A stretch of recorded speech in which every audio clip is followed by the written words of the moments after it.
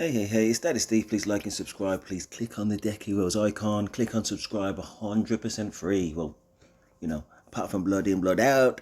Anyway, so this video has been inspired by somebody in the comments, somebody called Stitches3106, a gentleman of very high esteem who's inspired me for this video.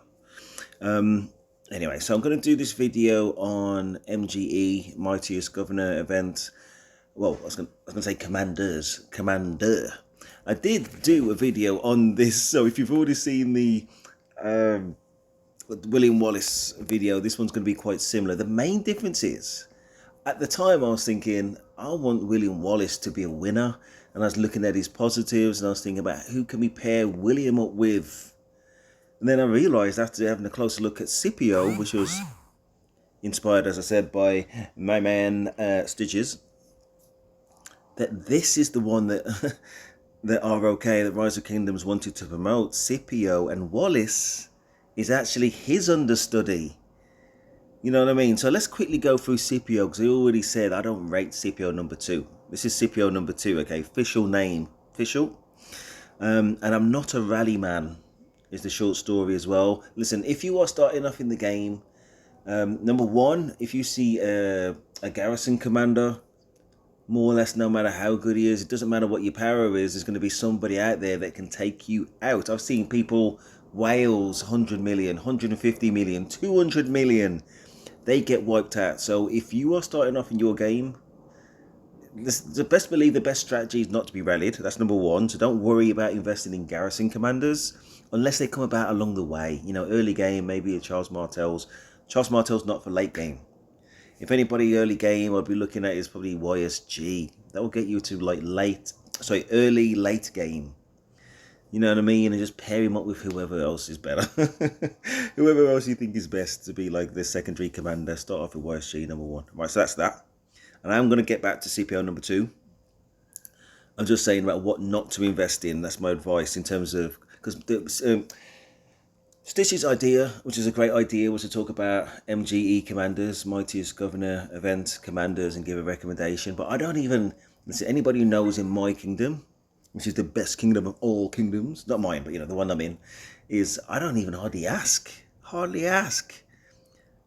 know how long I've been here for now. It's probably over a year. I think I've asked twice. I never push it because these commanders are not really for me. They don't suit my style. My style is PvP, player versus player. I like to be in the melee. You know what I mean? And if you're trying to basically, long story short, if you're trying to maximize your commanders, you're going to invest in for every situation, even the ones you're never going to be selected for or don't really count, like the Garrison, because if you make a bad tactical error, no matter what you do, you're going to get wiped. It's a waste. Then you're never going to be optimized for actually playing the game. You're going to have to be paid to play. So if you're thinking about either efficiency of money and golden heads and getting that power advantage and making the better, what I would advise is the better choices early, follow my channel. My main advice, don't worry about the Garrison commanders as much unless it's the secondary effect of something you're trying to do in the primary. The primary be like battle commanders. Secondary, well, actually I can also double it up for Garrison.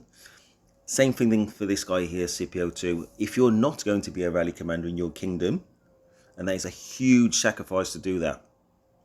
It's a huge sacrifice. If you're not a whale that's going to be invested in these, then just don't bother doing it. And it's not just about having the commanders. You need to have the equipment, you need to have the accessories, and you need to have the technology. So if you are not only even a mid spender, you need to be a high spender. If you're not a high spender, don't worry about rally commanders. We're going to do it to kill a fort? Don't do it. So that's the bulk of the video. I'm going to do a quick breakdown of Scipio 2, which I've already done. But listen, for the reasons kind of outlined now, the intricacies of being a rally commander, they're not my strengths. There's going to be other channels that can tell you better. All right, so just wrap it up here. I'm going to quickly go through his skills as I see it, and then explain why, in my point of view, my man here, William Wallace, is Scipio 2's understudy. Basically, he's meant to fill in the gaps from Scipio 2, and it just can't be the other way around. I've already done the William Wallace video to explain why Scipio, it can't be the other way around, so I'm going to try and do it the correct way around very quickly. Anyway, so it does smite damage. So any kind of whoever you're attacking, any kind of block they have towards skill damage, which is the primary defense. One of them are primary defenses. Not going to apply because it does smite damage. So it does 2,700, which will no doubt scale up with the size of the army, which is a different conversation, but it's all good. Anyway, 2,700. And also for the next 3 seconds, the target takes up to 20% more damage. Otherwise known, it will never be 2,700. It will be 20% of 540 plus 2,700. My computer brain tells me 3,250 to a garrison. You know what I mean? So or a fort. Next skill. This commander's infantry troops gain march speed. That's going to help you get there, but at least, at the end of the day, infantry is slower than what cavs will ever be. So anyway, thank you for a little bit of march speed. It's not going to help you when you get there either, Anyway, if this commander is leading a rally attack, all infantry units in their rallied army gain up to 30%, which is decent. And that's another reason why when somebody's leading a rally, you need to be mindful of what the required troop type is. You get that wrong. One person gets it wrong out the bunch, or the rally commander hasn't got his eye on the ball about who's joining with what, and anything can happen in the melee. But just as anybody starting off in the game, sometimes you're just not helping by sending anything that you got. You got to send that troop type. You know what I mean? As seen here. Anyway, this commander's troop. What I was just thinking, I'm gonna have to remember as well that I think he's got the smite tree, and there's a theory about whether Zhuge Liang would have the smite tree. He doesn't he? Anyway, the health bonus, we've done that. Okay, this commander's troop deals 1%, up to 5% more normal damage whenever. Okay, that's number one. It just does as soon as it's maxed. Maxed on this third skill, this Dawn of Rome skill. Whenever their troop is hit with a basic attack, it has a up to 30% chance to dispel all health and defense debuffs currently affecting it. It's not bad. I mean, they're not giving away a lot, though, are they? You know what I mean? I mean, it's good to get it, but at 30%. Otherwise known as 70% chance this doesn't even happen, but at least it's not 15 or 10%. And the fact that you already roll in there with, obviously I'm only talking about rallying here, not PvP. The fact that you're already rolling in there with a 30% health bonus, not too bad. But with some of these garrison commanders that you're rallying against, they are built to kill. You know what I mean? So you need all you can get. There'd be a question about whether this 30% probability to maintain your health and defense, beyond the debuff is going to be enough. I don't believe it's going to be long story short. I don't think anybody's going to use this commander. I think they'll always use or favor a cavalry commander, or there's going to be someone that's more or less the same in terms of end results. And it's just an unnecessary additional investment to have this man. It's what I believe. We'll see. Anyway, let's finish this off. up to 25% less normal damage. That's actually really good as well. Again, mindful of the potential to remove this up to 30% reduction in health or defense, and mindful that you start off with 30% health. That's really not bad at all.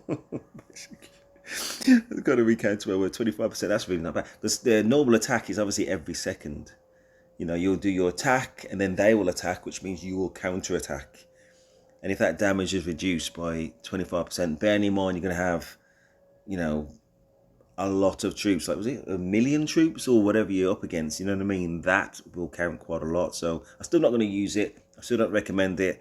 Technically though, I do like that skill. So the reason I'm not going to use it, because the reason I said earlier, leave to somebody else, the whales of the world, and they can make their own decisions about whether this is something they want to invest in. Anyways, go here. Salt to the earth. I'm sorry for talking quickly.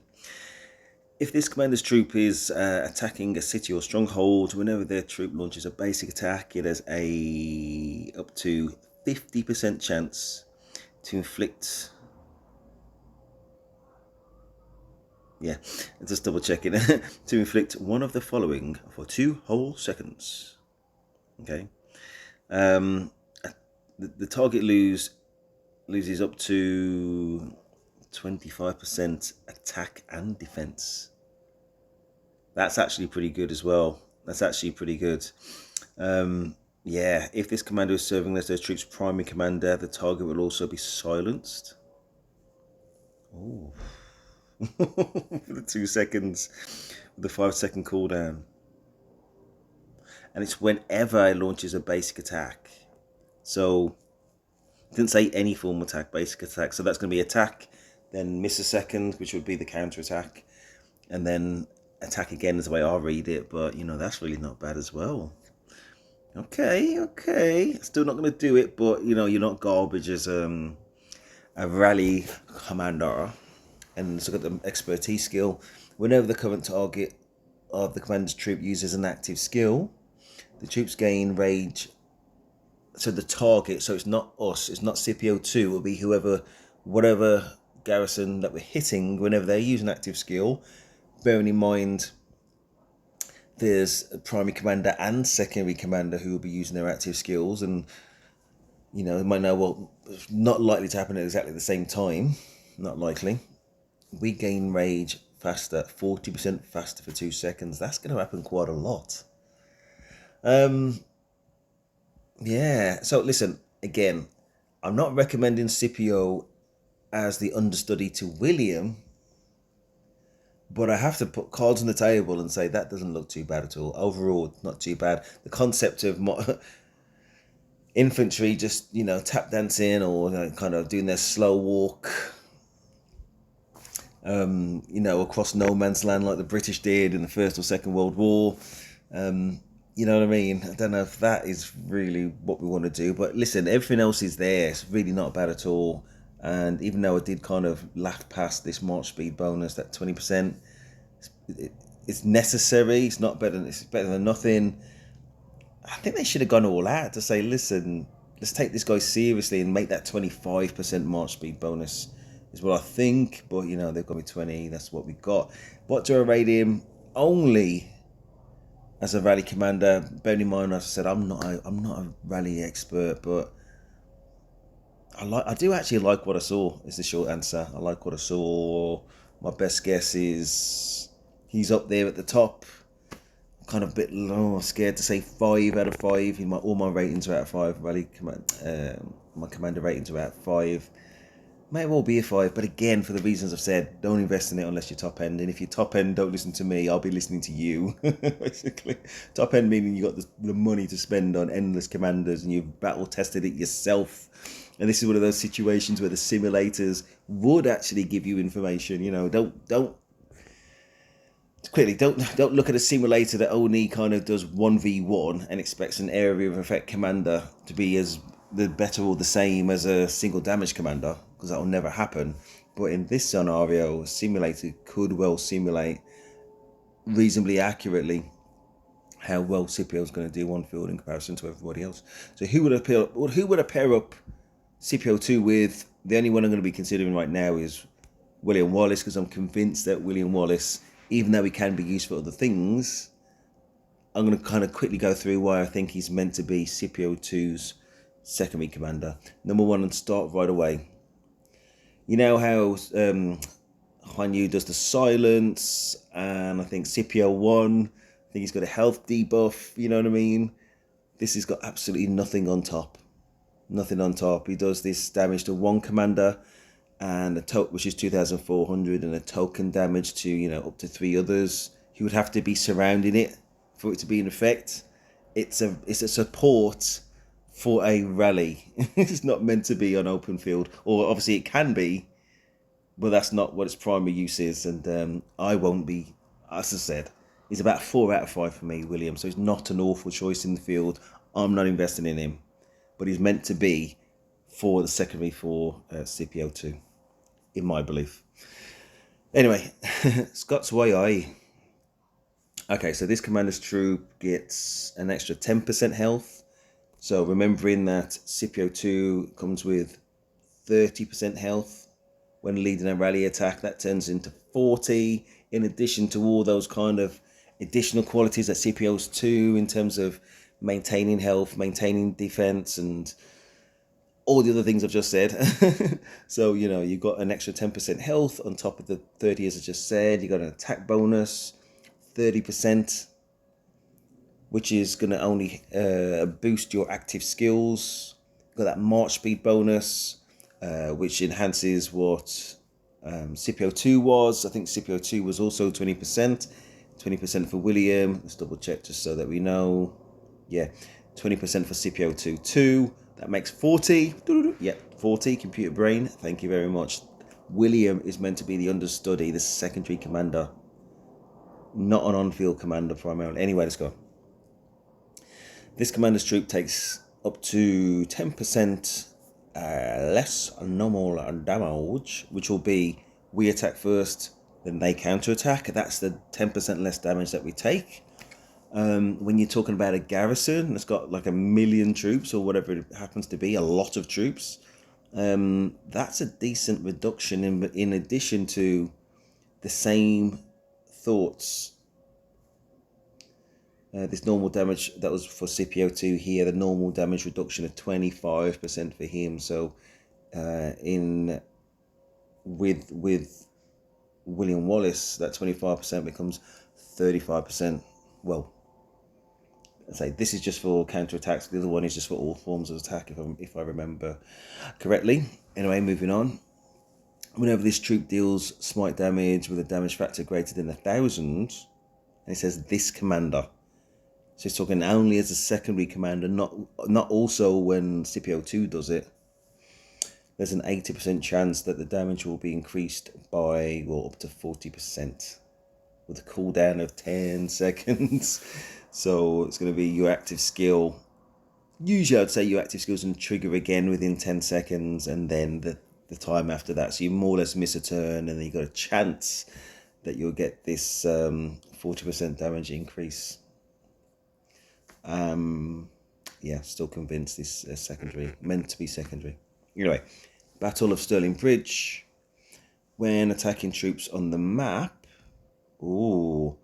this commander's troop deals. Okay, so this goes a little bit against it. I'm gonna be honest with you. This looks like PvP, player versus player. It looks like it would not apply to a rally. You know what I mean? So maybe it's not then. I think he's definitely better suited to being secondary to Scipio 2, but this is evidence towards maybe he's not. Maybe it's not meant to be purpose-built for Scipio 2. So I'm going to skip past this, not because I'm trying to dodge my initial theory, but because this doesn't count towards Scipio 2, and it's a Scipio 2 video. Let's move on. Whenever this commander's troop uses an active skill or is slowed, it dispels all slow effects from up to 3. I mean, that's another one which does not apply to rallies. So, yeah, maybe he's not. Maybe he's not. I think he's still suited to Scipio 2, but this is evidence of, more kind of PvP or maybe something in the middle where we can also be kind of considered for PvP, player versus player. But being slowed, as I said in the first video, meaning the William Wallace video, just don't care about the slow effect. I think if anything else would have been more useful. Anyway.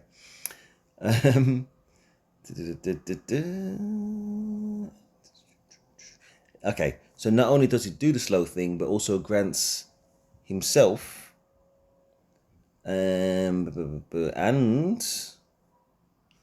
to 3 nearby allied and friendly troops. So you'd assume yourself plus 2 others.